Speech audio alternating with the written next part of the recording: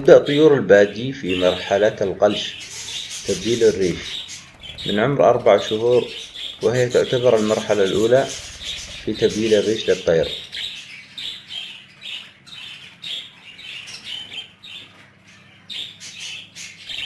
وتستمر مرحلة القلش من شهر إلى شهرين، وخلال مرحلة القلش يجب أن ترتاح الطيور وأن يهتم المربي بالتغذية الجيدة خلال مرحلة القلش، لأن الطيور تتعب وتمرض خلال هذه المرحلة، ويجب أن تقدم لهم الفيتامينات إن وجدت.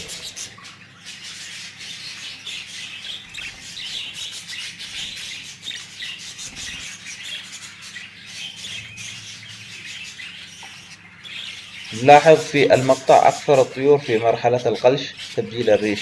يجب التركيز على الريش في مقدمة رأس الطيور